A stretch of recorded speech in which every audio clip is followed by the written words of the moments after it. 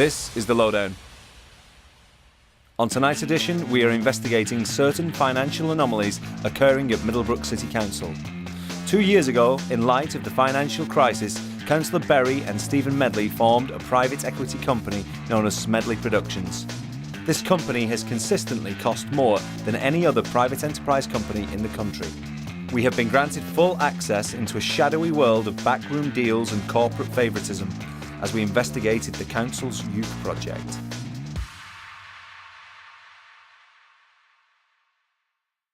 Hello, I'm Councillor Jeremy Berry and I'm in charge of commissioning youth services for the whole of Middlebrook Council.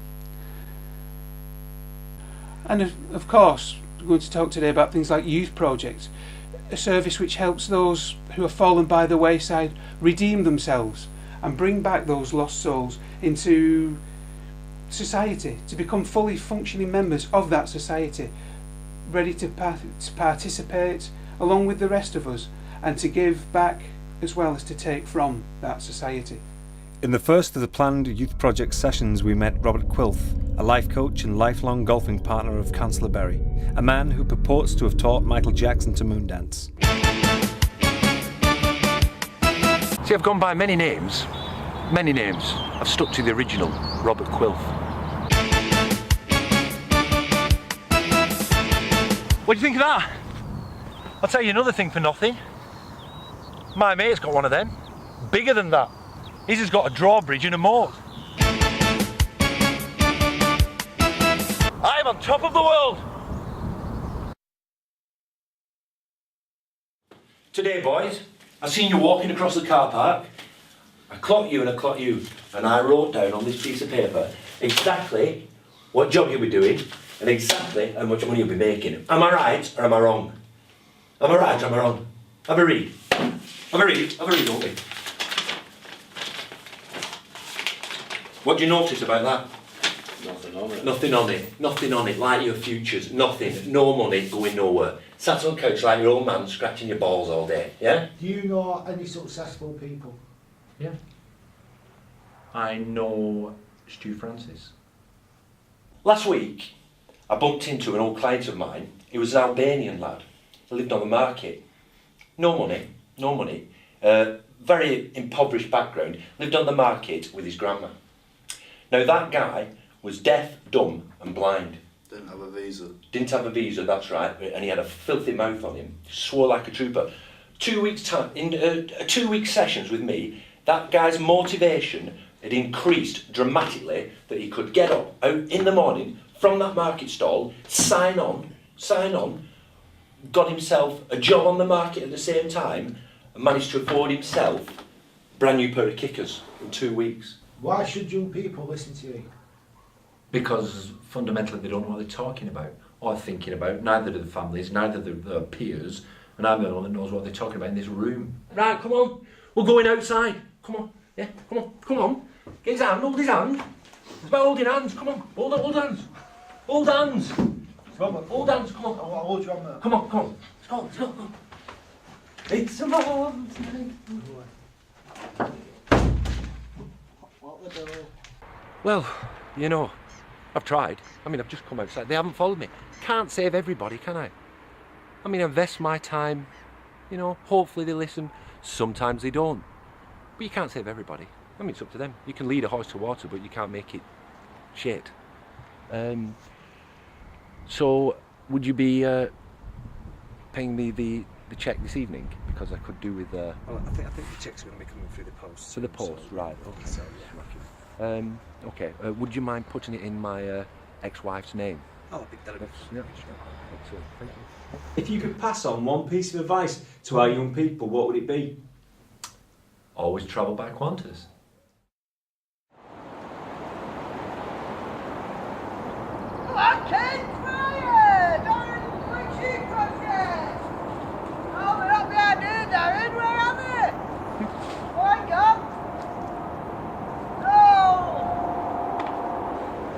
The youth workers I spoke to understood the need to engage young people on the street, to listen to their needs. However, management sent them to look in and around local farms. In my guise as a youth worker, I went to gauge the opinion of a local community spokesman, Mr. Phelps. About the young people that they sort of see on a day-to-day basis. Oh, well, I've not really got a problem with them. Yeah. You know, when they're out bobber jobbing or kicking the ball about on the fields, I don't really have an issue with them. But most of them are scum.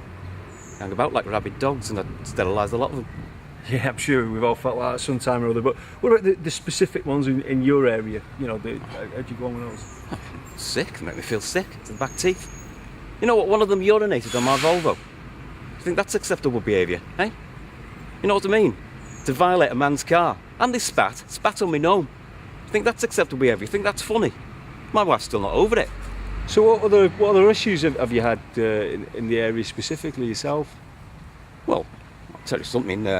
My wife's into these fish, right? These fancy fish, you know. They're not goldfish or nothing like that. They're just koi, carp. What do you call? Koi. Yeah. You know, the fancy colours and stuff like that. Japanese love them. Expensive they are. They're very expensive, right?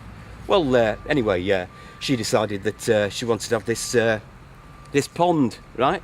No, what does he call it? Keep them in a plastic thing. They call it's called a pond. What do you call it? Pond. Yeah, that's right. Yeah, It's a pond. Yeah, well, what a palaver that was. I had to dig the bugger by hand, didn't I? Nearly broke my frigging back. And then you have to put pond plants in, right? You know, so the fish can breathe and that, right? So we did this. We put the ponds in. We got the little fish, got the little buggers acclimatised, put them in plastic bags and stuff. And then we let them free in the pond, right? It was great. It was lovely. It was like, what that film, Free Willy, or when they let that Nelson Mandela go. Just like that. Lovely it was. One night they lasted, right? She was heartbroken. Well, you would be, wouldn't you? You know, someone had stolen your fancy fish in the middle of the night. Yeah. Sorry, what were we talking about? Young people, kids. Right. Anyway, kids, right? I thought the ones hanging about my fence had done it, right? So I leathered them. Yeah, you leathered them, you beat the kids up. Yeah. Thing was, it wasn't them. Yeah. You know what I mean? I felt a right fool. Yeah. It wasn't them. Apparently, herons. No, cormorant birds. Yeah. Long beak. Yeah. Heard of them, yeah. Yeah. Well, apparently they're the favourites. Apparently they like them really. You know, they like them. It was them that got them. Right. Bloody herons. Bloody scum. I'd sterilised a lot of them. Oh, keep kids out of pubs, especially the under fours. They're the worst. Never heard noise like it. Yeah. You know, you go out for a drink. You want man wants a quiet pint. Wanted to spend time with the family. I'd stay at home. Right. During the early part of this year-long investigation, I quickly realised more and more that the private enterprise workers employed by Councillor Berry had a direct link to a business called Smedley Productions. In the second of the sessions I attended, a worker from Smedley Productions told us we could not film the session. We were never told why. It was during this session that I met an anti-bullying worker by the name of Carol Small, Councillor Berry's first cousin and interestingly the accounts manager at Smedley Productions. Carol was introduced to Elvis, the one attendee who participated in the session, a young person who had recently been physically bullied. The session appeared to start well until Elvis commented that he did not feel like a victim of street violence, but he just felt unlucky in this instance. Carol retorted, "Shut the f*** up and listen while I tell you about bullying, you dickhead." The young person appeared confused and upset by this experience and was clearly shaken. Carol then told the young person that she was not a nutter. We then left. Hello, I'm Councillor Jeremy Berry, and I'm in charge of allocating taxpayers' money to youth service.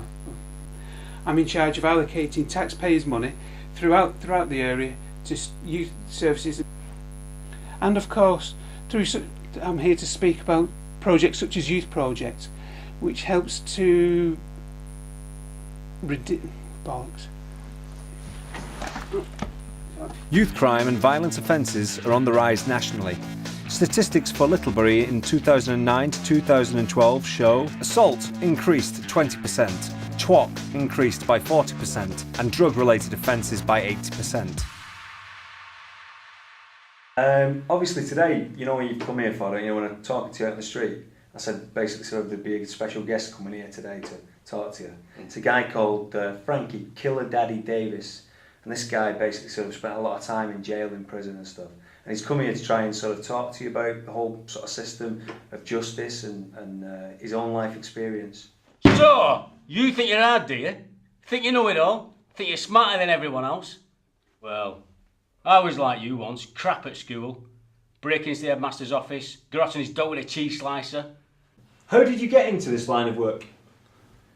Guy Steve Medley. Hi, I'm Steve Medley. I'm the Chief in charge of the EAT project on Middlebrook City Council.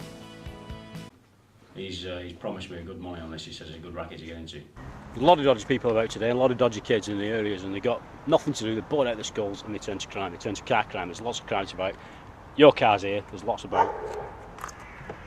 They can break into these things in no time. I used to be able to break into a car in 30 seconds, under 30 seconds. In under 30 seconds? I can get access to this car in under 30 seconds. You're joking? No problem at all. It's not difficult at all. Sometimes people leave the keys under the wheel arch. Yeah. Watch out for them tyres. Police have read it on them. A few scratches on the bonnet, mate. Have kids had a go at this before? Not that I know of. Right.